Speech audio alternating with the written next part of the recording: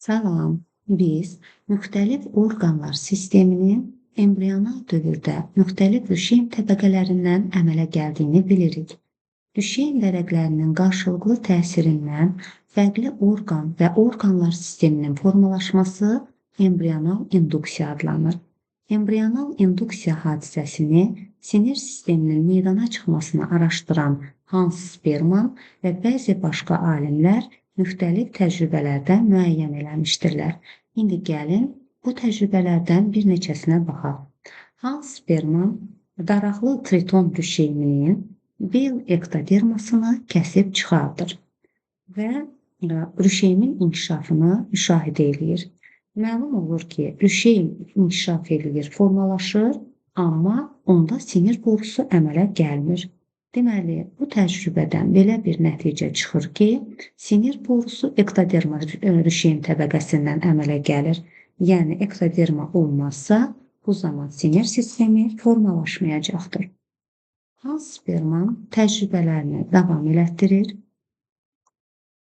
İndi bu təcrübəyə baxaq. Deməli, ektoderma qatını rüşeymdən ayırır və onun altında olan bel ektodermasının altında yerləşən mezodermanı kəsib götürür. Sonra bel ektodermasını yenidən yerinə yerləşdirir və bu vəziyyətdə rüşeymdə sinir borusu yenə də formalaşmır. Deməli, bu təcrübədən belə bir nəticə çıxır ki, sinir sisteminin formalaşması üçün mezoderma rüşeym təbəqəsi də vacibdir. Yəni, rüşeym təbəqələrində müəyyən hüceyrə qrupları digər hüceyrə qruplarının inkişafını təmin eləyir. Hans Sperman təcrübələrini yenə də davam elətdirir. İndi bu təcrübəyə baxaq. 2 triton rüşeymi götürür. Birinin bel ektodermasını ayırır.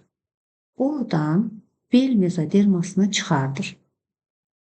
Və buradan çıxartdığı bel mezodermasını ikinci bir triton rüşeyminin qarın mezodermasının yerinə keçirdir. Baxın, bax bu ikinci rüşeymdə qarın ektodermasını qaldırır, ayırır.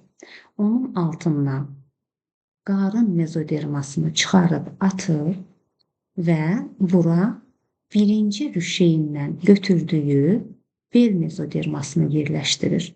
Təzədən bel ektodermasını da yerinə qoyur.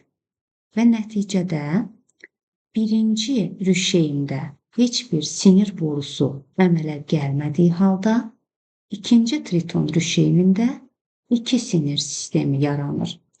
Buradan da belə bir nəticə çıxır ki, ancaq üst bel mezodermanın ektodermaya təsiri nəticəsində sinir sistemi meydana gəlir.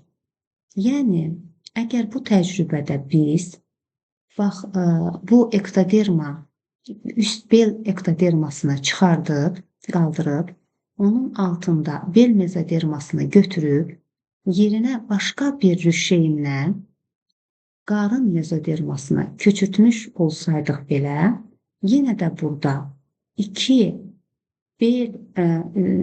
qarın mezoderması olduğu halda heç bir sinir borusu əmələ gəlməyəcəkdir. Lakin ikinci rüşeymdə 2 ədəd bel mezoderması olduğu üçün orada 2 sinir sistemi yaranır.